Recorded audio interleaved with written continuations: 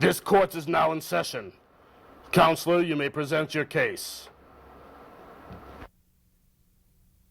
Your Honor, members of the jury, today we have in front of us a very sinful human, an assassin who has killed thousands of lives. Oh no, I've never hurt anyone.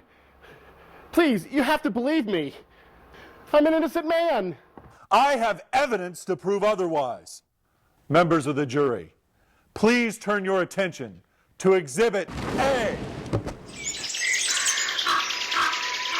Here is a picture of a happy cow. Its only desire is for a field of fresh green grass. For wanting so little, it gives so much more. From its milk to its meat, its bones, its hooves and horns, to its children. The cow dedicates its whole life for the enjoyment of humans. Even at death, its skin is ripped apart and used for drums, luxurious sofas, and fashion clothing. And here is Mr. Thomas Cook, chopping away at the cow that has given so much. He has committed numerous murders on the cow species and served our fellow cows en masse to the human population. And last but not least, I have here in my hand Exhibit B. This is a hamburger. In between this bread is our flesh, cruelly minced and ground to pieces. Your Honor, and members of the jury, I would like for you to closely examine this piece of evidence. I didn't know. I didn't know. I Yes, didn't you know. did. I swear, I didn't know. You did too. I didn't know. I swear, I Order in didn't the know. court. And that should be substantial enough for you to decide whether or not this man is responsible for the slaughtering of thousands of lives. Thomas Cook, you are hereby pronounced guilty. You will remain and suffer in hell for the next 1,000 years to repay for all the lives that you have taken. And will continue to serve your sentence in the next life in the body of a cow. Perhaps then you will be more compassionate towards your fellow animal beings. This court is now adjourned.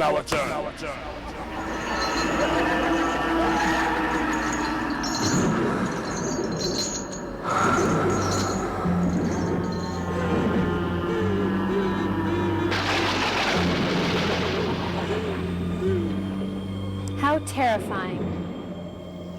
A very frightening sight indeed. We have just witnessed a court case in hell. This is a reminder for us that we should have compassion for animals, for they also fear death and have a desire to live. They too have the capacity to love, just as human beings do. And this brings us to the topic of today's special program: why we should and must be vegetarians for ourselves, for the animals, and for the planet. In the beginning, God had provided humankind with a bountiful assortment of delicious and nutritious fruits, vegetables, herbs, and grains for nourishment. In this garden of paradise, humans and creatures of the animal kingdom live together in peace and harmony. However, due to the depletion of natural food sources in one area, primitive tribes began to roam and forage for food. Thereafter came the creation of weapons used to hunt animals, turning them into food for human survival, disregarding the fact that physiologically, humans are more suited to a vegetarian diet.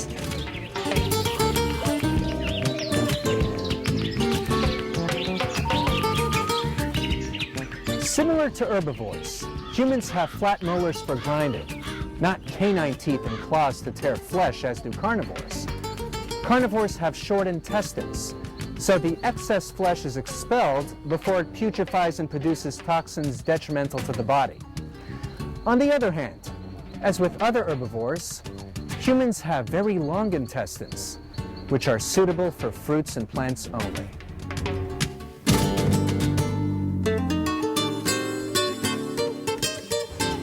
Thousands of years later, humans continue to kill animals for food and, unfortunately, for pleasure as well.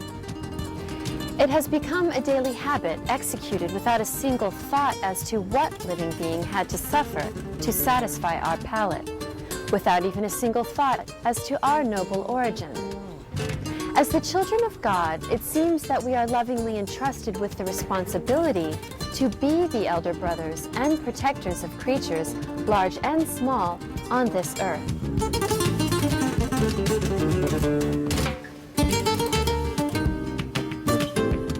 All living beings, humans and animals alike, possess a strong will and desire to live. If slaughterhouses had glass walls, we would bear witness to the failure of our duty as guardians of animals, for we will see the unbearable suffering and death of tens of millions of cows, chickens, pigs, and calves every day. Over 50 billion innocent animals dying every year in the world, struggling desperately for their last breath of life. Tormented their whole life, and especially at the time of slaughter, their flesh are embedded with fear, hatred, and anguish, which are then consumed by humans. In addition, numerous documented inspections have revealed meat containing toxic levels of chemicals and hormones deemed unfit for human consumption. At the risk of public safety, these contaminated meat products are still sold to consumers. Without a doubt, the food we intake affects our bodies physically, mentally, and spiritually. If we are trying to become more serene and peaceful in our lives, then we would naturally want to follow a diet that helps us achieve that goal.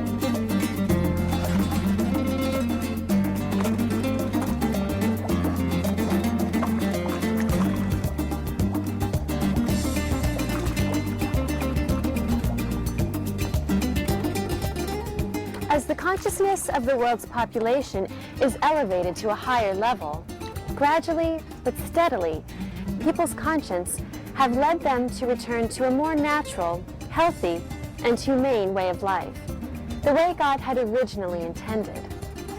Jesus Christ, Shakyamuni Buddha, Leonardo da Vinci, Leo Tolstoy, Albert Einstein, Alicia Silverstone, Natalie Portman, Tobey Maguire, and Christy Turlington. Keeping in good company, these distinguished people of the past and present have but one thing in common. As vegetarians, they are the voice for those who cannot speak, defenders of those who are weak.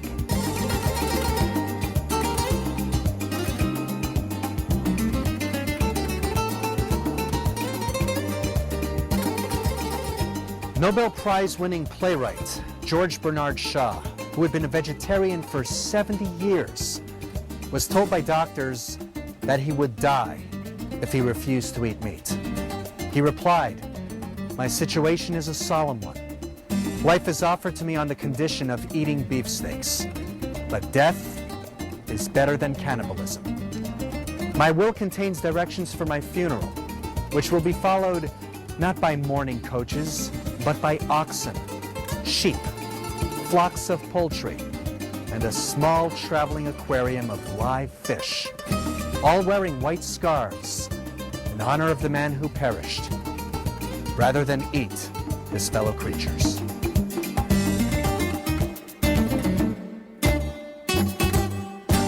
In this present day, one individual who has had a tremendous and immediate effect in helping people to realize the rewards in following their hearts, following a spiritual path of nonviolence towards all creation, is Supreme Master Ching Hai. As a fully realized master, it is not for economical reasons nor health reasons that she commends this compassionate way of living, but for the noble reason of spirituality. With her enlightening words of wisdom, millions of people around the world have adopted a vegetarian diet and practiced the Kuan Yin method of meditation, keeping their body, speech, and thoughts pure and tranquil. Through her tireless efforts, Supreme Master Ching Hai is creating a paradise on earth for all sentient beings. We now invite you to listen to an excerpt from Supreme Master Ching Hai's lecture titled The Real Heroes, delivered in Stanton, California on May 19, 1991. May compassion fill your hearts, and together we can strive for a world of peace and harmony.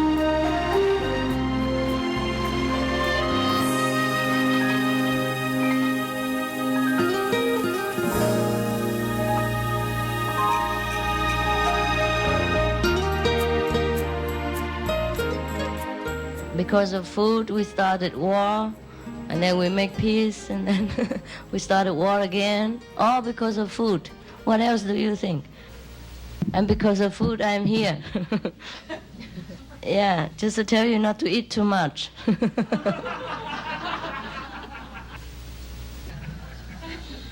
Yeah, try to put some more spiritual food inside your spiritual body. We start with food and we will end up with food. Don't worry, okay? Nobody knows how to meditate? Yeah? You do. You do, everybody does. You meditate every day on different things. Some meditate on money, some on food,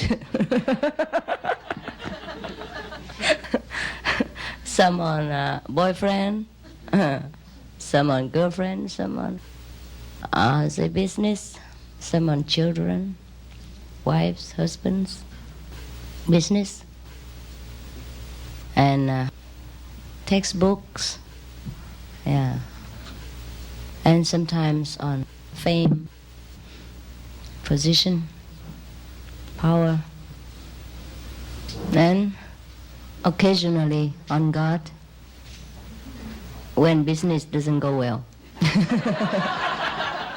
When all the meditation fails, then we might meditate on God for a while. Yeah. So do not tell me that you don't know about meditation. Yeah. It just probably I will have to tell you a different kind of meditation, and by which and with which we will overcome most of the difficulties in this life. And then we do not need to meditate on too many techniques or too many subjects. Instead, meditate on one only, and we get many things or other things. Just like in the Bible stated that, seek you first the kingdom of God, and all the things shall be added unto you. All the miracles, all the satisfaction, all the fulfillment of worldly and heavenly desires come from the kingdom of God, come from the inner realization of our eternal harmony, of our eternal wisdom, and of our almighty power. If we do not get this, we never find satisfaction in this world. Doesn't matter how much money we have, doesn't matter what kind of position we hold, doesn't matter how much things this world has offered at our feet. That's why Again, in the Bible, it is said, what good does a man if he gains the whole world and loses the soul, or the kingdom of God? Because the soul is connected with the kingdom of God. The soul can only feel happy in the kingdom of God. And the kingdom of God is within us, is at hand. Once we found the kingdom of God, we never lose it again.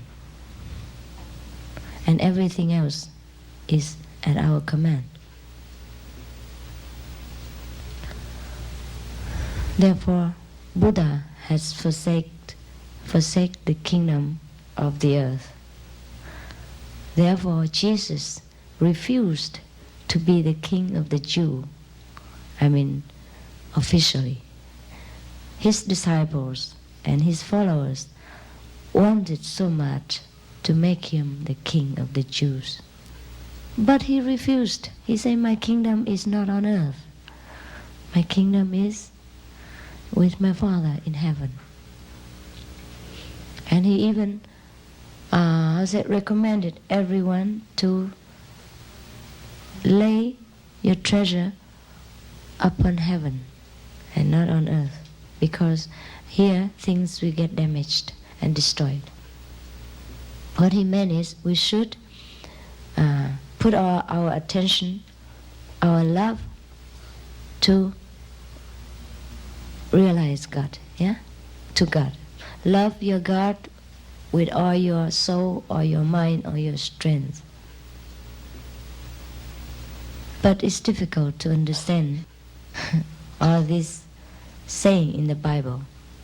Therefore, the Bible say again, seeing you see, but you do not perceive. Hearing you hear, but you do not understand. Why is that? Most of us, when we read the Bible, we only read the vocabulary, and we don't even understand the true impact in the Bible.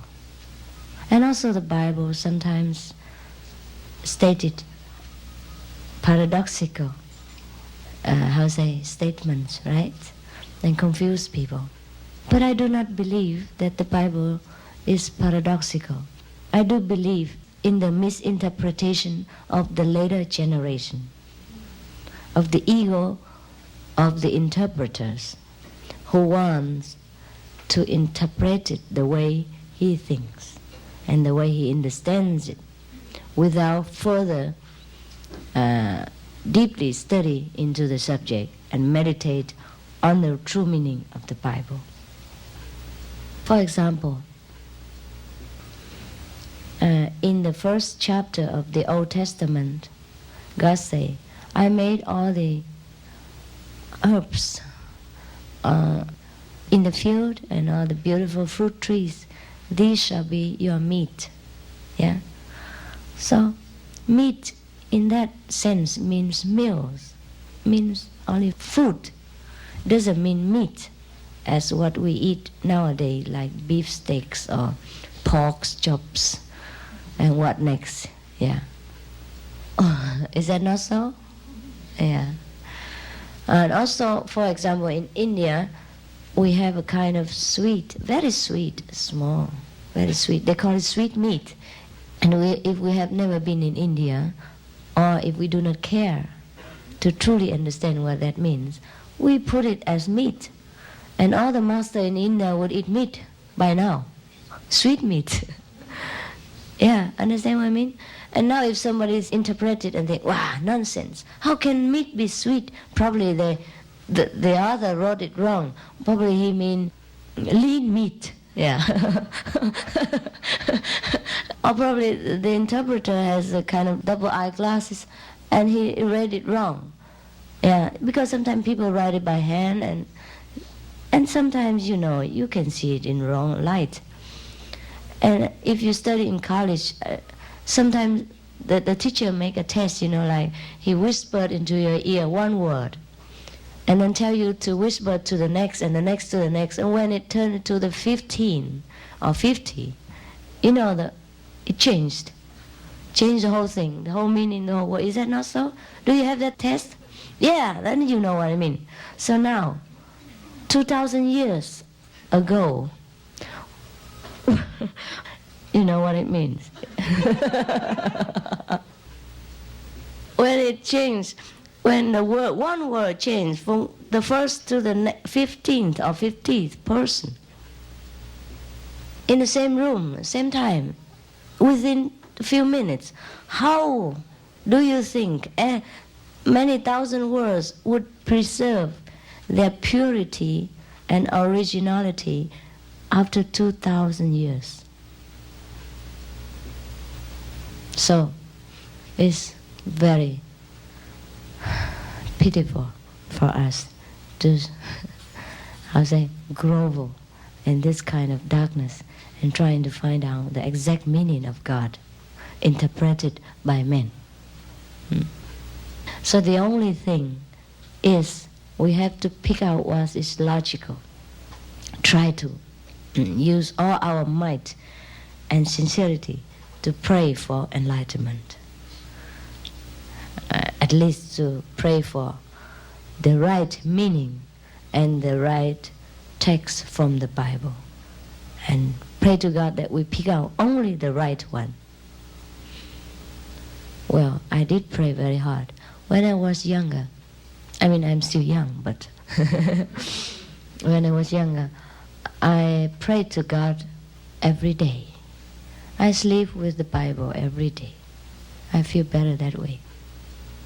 When I was in Vietnam, then I pray with the Buddhist Bible. When I am in Europe, I have no Buddhist Bible, so I pray with the Catholic Bible. And I read every day, one chapter at least. And when I went to the church, I pray for nothing else except, God, if you exist, show me. That's all. Let me know you. Show yourself to me. I never pray for anything else. The same, I pray the same to Buddha. If really you exist, yeah? Please show me where you are, that's all. So probably because of this prayer and sincerity, I have known God, I have known Buddha. Anyhow, we are good friends now. And nothing big deal. God is there all the time. Has been. Always there and will always be. Just that we ignore God, not God ignores us. And it's so simple that we live in God every day, every second, every splitting moments of our life. But we just don't know. And because we are ignorant of the fact that God takes care of everything, we really do not believe that even one hair falls down is also the decision of the Lord. Is this not so? It says so in the Bible. It is truly so.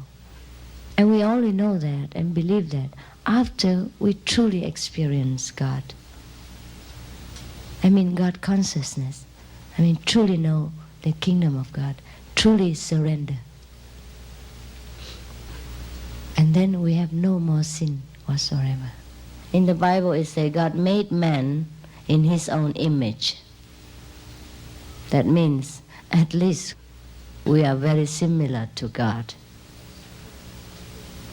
Why should we be sinful if we are in the image of God? When somebody is made in the image of someone, is that very much alike? Is that not so? Is that not so the meaning of English? Yeah? Okay. So now if we are very much like God, then we are nothing else except we are God. And didn't Jesus say that everything he does, we can do? And that we are all the children of God. If you are the children of Rockefeller, what do you think you are? Huh? You're Rockefellers. No? Yeah. And you have all what the Father has, or not? Yeah, ask them. Ask the Rockefellers' children, what do they have? They have all the prestige of the Father. They have all the possessions that the Father left for them, or even when he's alive. Is that not so? Yeah. Now, the negative power, the Satan power, like us to believe that we are not God, that we are sinful, that we are bad, that everything we do is sin. And we believe in that. Therefore, we don't truly believe in God. No? We like to, but we are conditioned to believe in the opposite direction. Therefore, we are cheated to believe in the opposite power instead of in the power of God. So that's why Jesus had to suffer, because most people do not support him, do not support his ideas, do not support his positive power of speech, of actions, of faith. So they kill him. But at least he has awakened some people in his time and continue to affect many generations after his crucifixion. Yeah. So he has done a great deal to mankind and brought us great civilization. That is the work of the Messiah, of the prophet. But he was not the only one, and he is not the only one, and he will not be the only one. Because he already promised, everything I do, you can do even better. You can see our world's getting more civilized each day because of the masters of different times has come and graced our earth with their wisdom, with their blessing, with their positive, intelligent energy.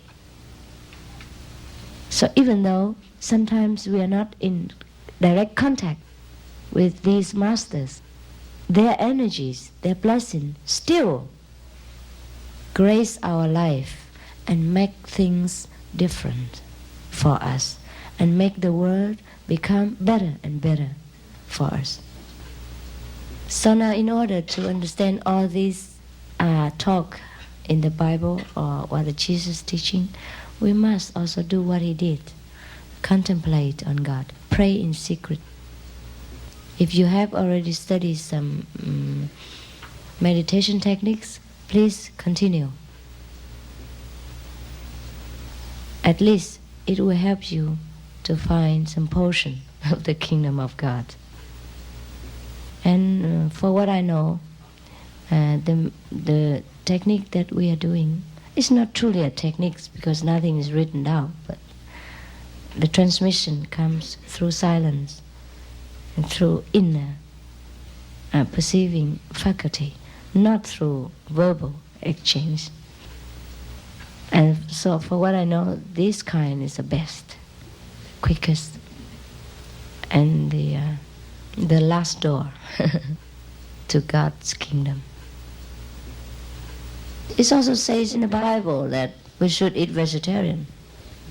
In Psalm 78, God say, don't kill any more she-goats and he-bullock to make offering to me. Stop all this killing of the innocent lives. Otherwise, your hands are full of innocent blood. And when you pray, I will turn my head away. I will not hear you. Stop all this. Otherwise, I will not forgive you. Is that not so? Yeah? And elsewhere it said, meat for the belly and the belly is for the meat, and God will destroy both. Also elsewhere it said, don't mix with people who drink wines and eat meats. No? Is that not so? And elsewhere it's stated in the story that some of the people requested God give them meat to eat. And he was very angry. He made meat rain down from heaven, and after that he killed every of them who eats meat. Is that not so? Are you not frightened enough? When he say elsewhere, do not make your body become a graveyard. Bury dead bodies. Didn't he say so in the Bible? All this, what I said, was it not true? Did you read it? Yeah, but you didn't want to hear. You didn't want to understand. You're just passing by. Yeah, pass by. And you read what the portion where the priest slain all these beasts and roasted them and smoke come all black to the heaven and make temple become a slaughterhouse. Yeah. The spiritual aspect of vegetarian diet is very clear. Non-violence. Thou shalt not kill. Okay?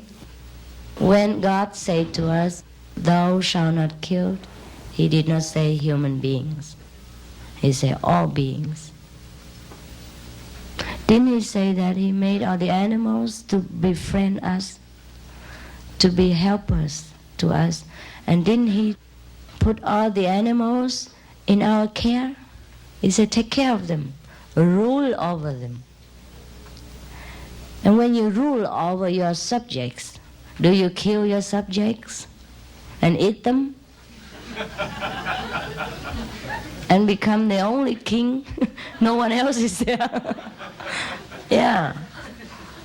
So now you understand, when God says that, we must do it anyhow. No need to question him.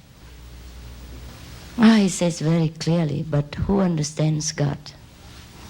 Except God. So now we have to become God in order to understand God. Yeah, I invite you to be God-like again. Be yourself. Be no one else. To meditate on God doesn't mean you worship God. It means you be God. You realize that you and God are one. I and my Father are one. Didn't Jesus say so? And if he say he and his Father are one, we and his Father also are one, because we are also the children of God. And he say what he does, we can do even better. So we might be even better than God. Who knows? Why worship God when we don't know anything about God? Why so blind faith? We must know first what we worship. Just like you must know who is the girl you're going to marry before you marry her. Nowadays it's modern. We don't marry by blind date anymore. So why should we worship God in our blind faith? Yeah, we have the right to demand God to appear, to make himself known to us. We have the right to choose which God we like to follow. So now, you see, it is very clear in the Bible that we should be vegetarian. And by all scientific reason, we should be vegetarian. And by all health reason, we should be again vegetarian. And by all economical reasons, we should be vegetarian. And by all compassionate reason, we should be vegetarian. And by saving the world slogan and spirit, we should be vegetarian. It is stated in some research that if the people in West America would eat vegetarian once a week, we would save 60 million people every year. So be a hero, be vegetarian, by all reasons.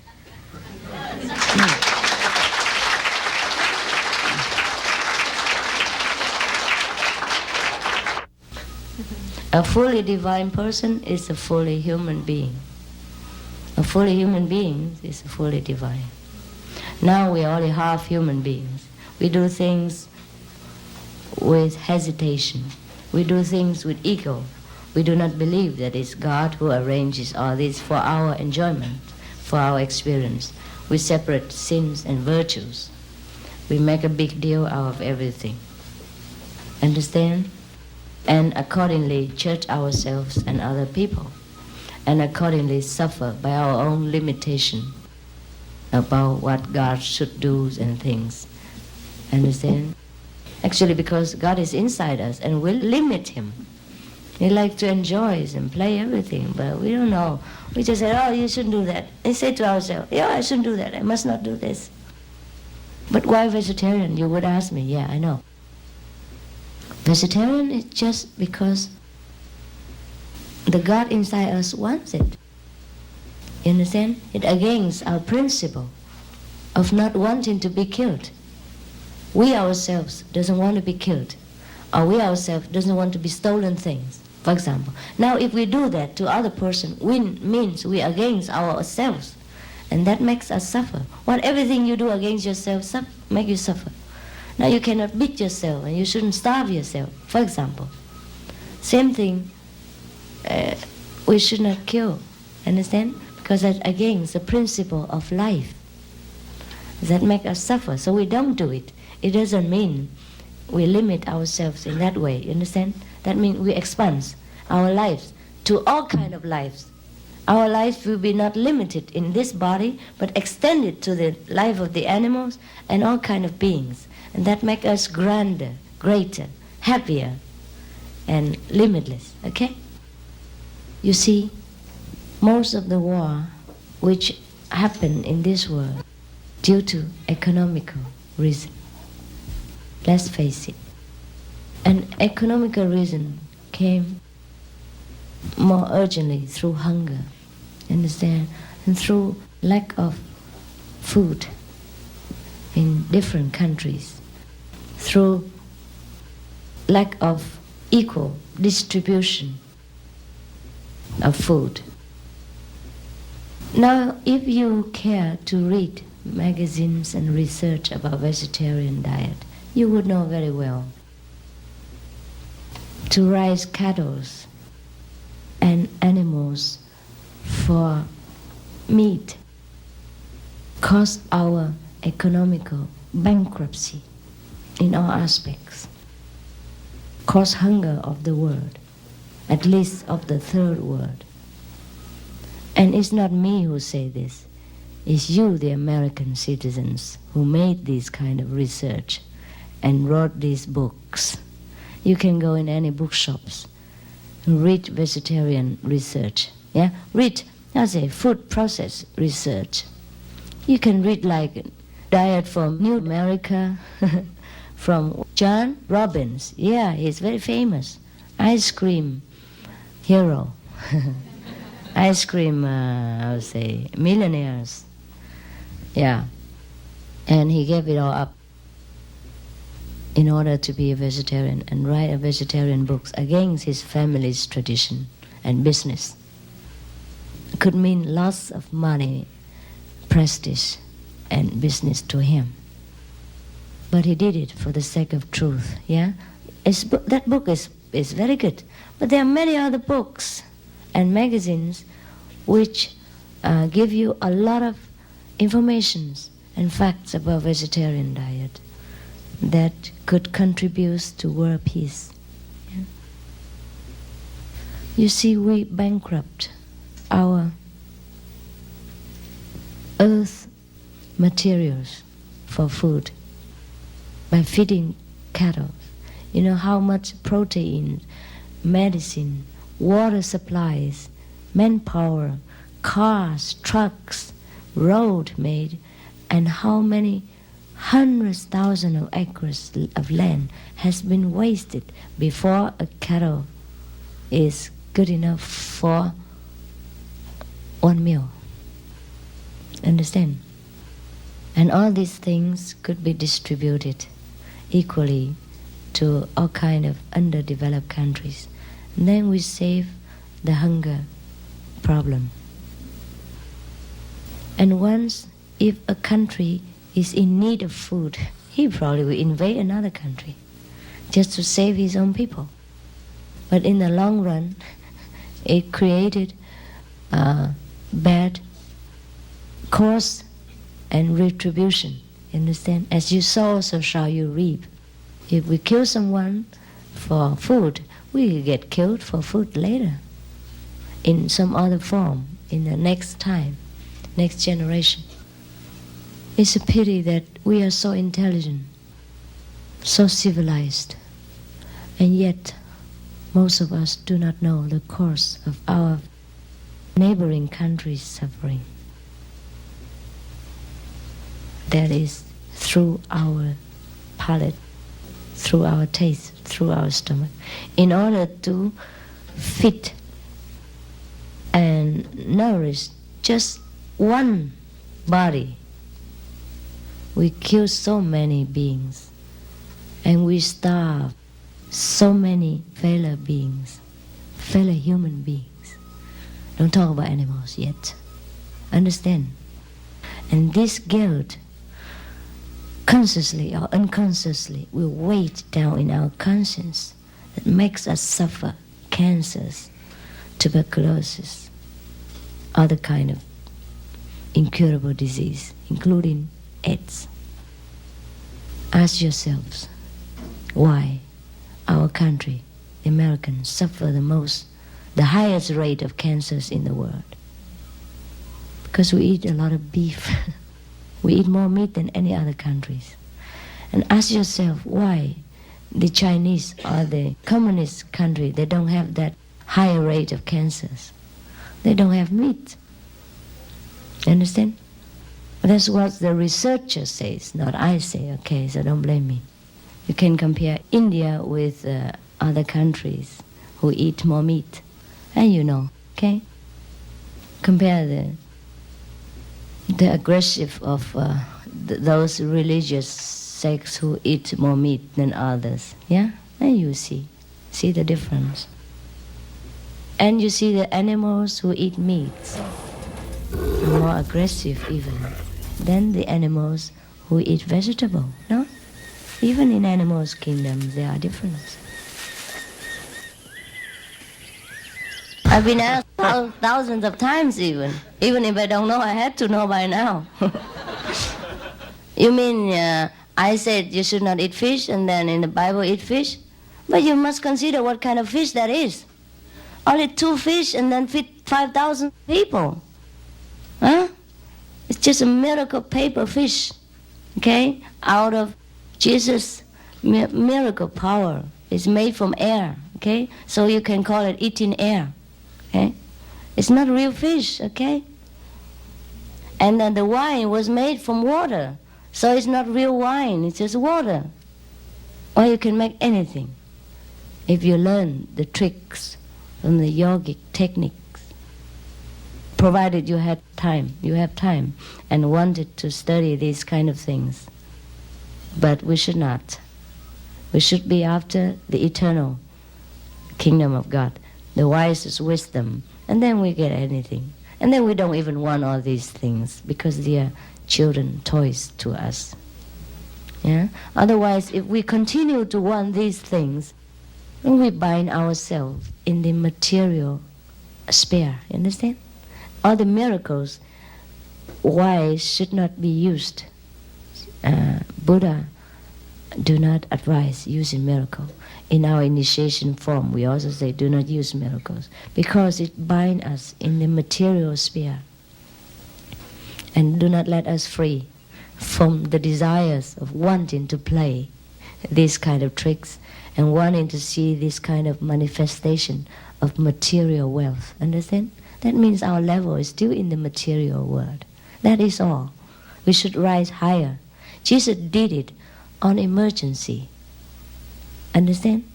He was forced to do it. He wasn't willing to do it.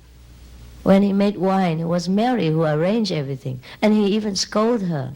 He knows it's nothing. And about healing the sick, well, I do that too.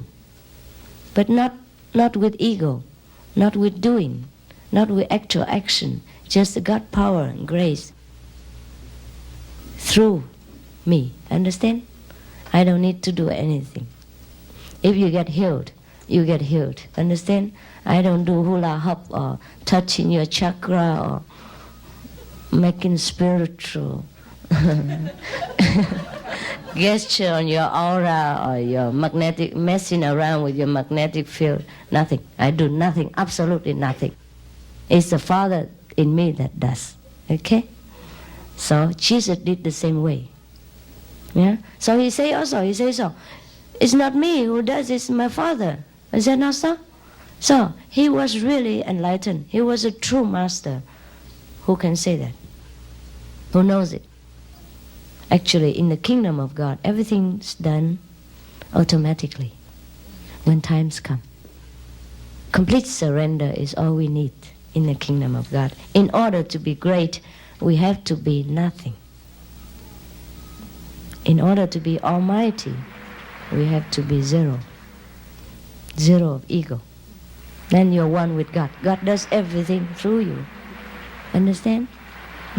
No obstacles. Don't wait for the Messiah, please. Because he comes all the time. Comes all the time. Pray that you recognize the present Messiah. Don't pray to wait for the Messiah that you're waiting for. He never come. He never come if you expect him the way you do. Just like when Jesus came, they also expect the Messiah and kill the one that they have at hand. And we do all the same stupid things. It's not the Jewish religion is bad, it's we who are ignorant. Yeah? Even Jesus promised to send the comforters, you know? I mean, after he left, someone else will come. Someone who can comfort us. It means someone equal with him. Yeah, understand? But we still wait. 2,000 years already. Many masters come and go. We're still here waiting for the one from the sky. He never come if we wait like this way. Okay. What do you think Jesus will come again? We hear Jesus will reappear, right? How do you think he would come? With wings, beard, and with the cross so that we recognize him? How we recognize him if he ever come? We don't even know what Jesus looked like. We were not there. Or maybe we were there, but 2,000 years ago. Who has such a big memory anymore?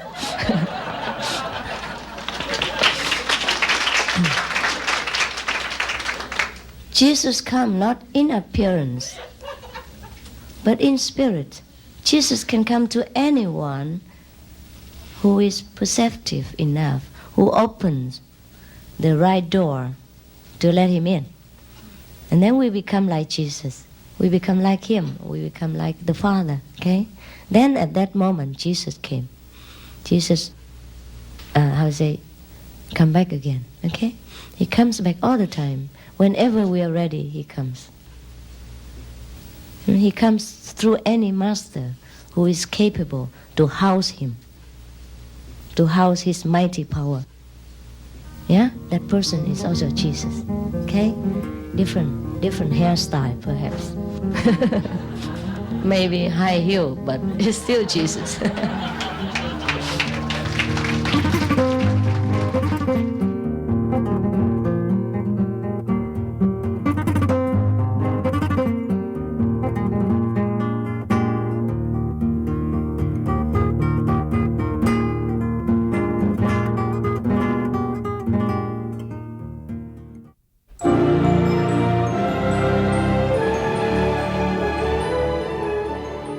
At the age of 14, Linda Blair rose to international fame with the role of the young girl in the Oscar award-winning film The Exorcist.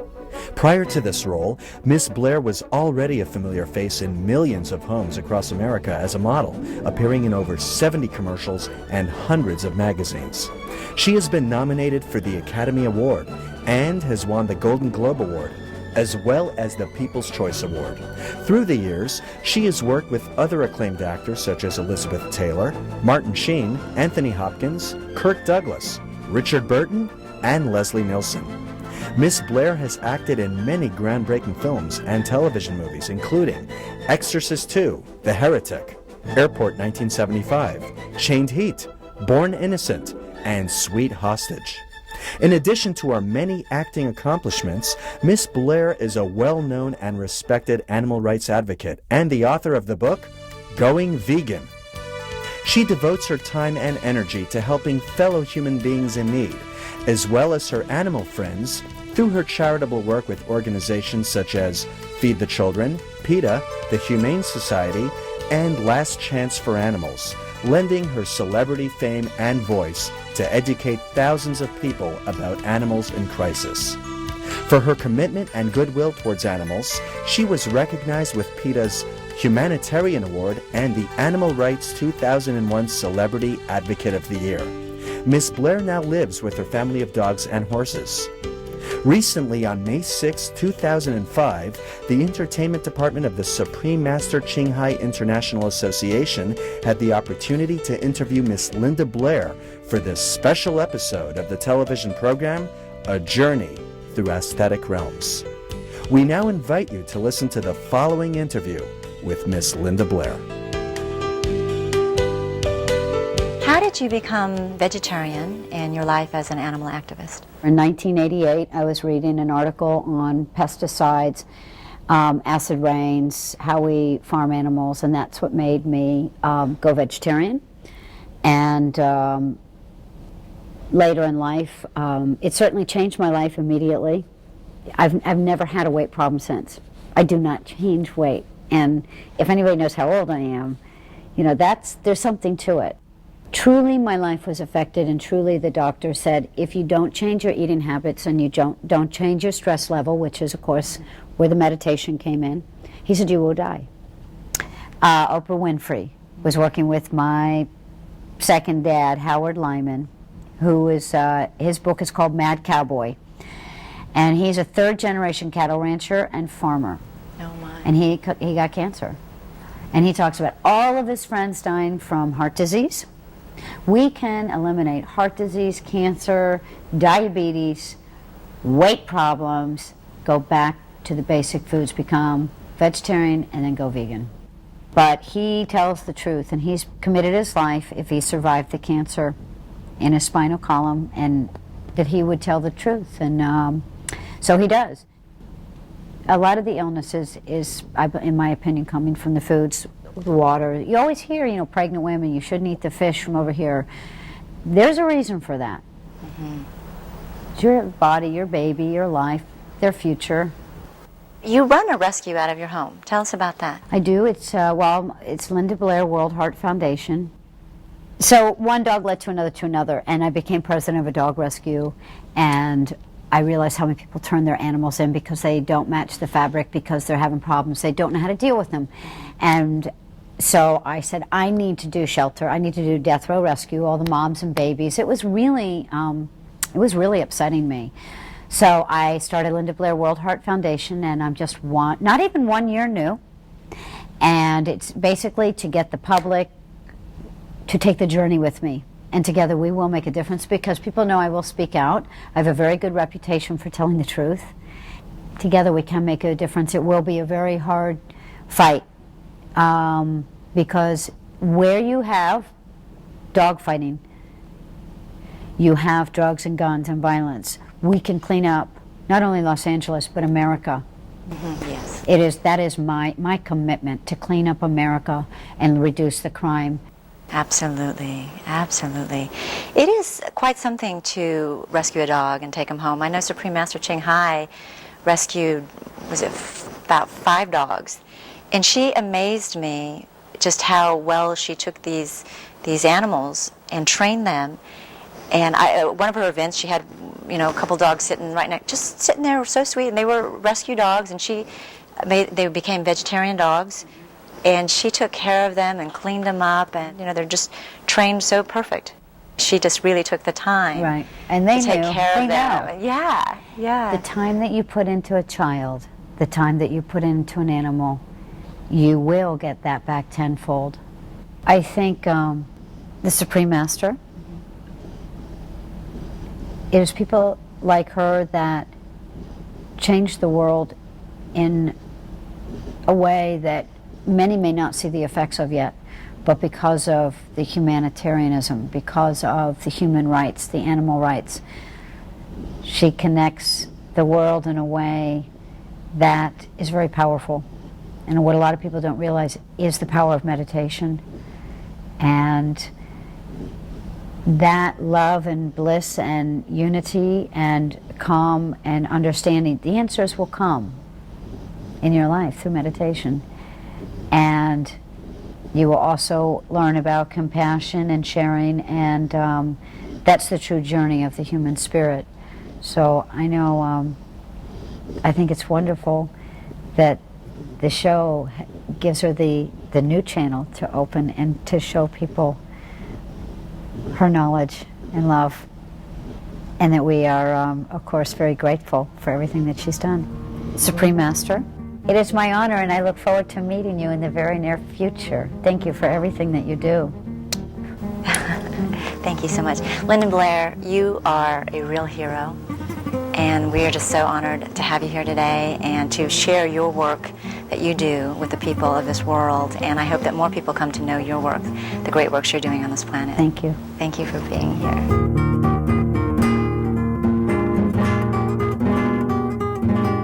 Thank you for joining us in today's program of A Journey Through Aesthetic Realms. Through this special program, The Real Heroes, we hope Supreme Master Ching Hai's enlightening words will serve as a reminder for us to walk on the path of love and truth. As we become a more spiritually enlightened planet, let us strive together to live in a blissful life in harmony with nature, one that is filled with compassion for all of God's creations. May God bless you and your families with health and happiness.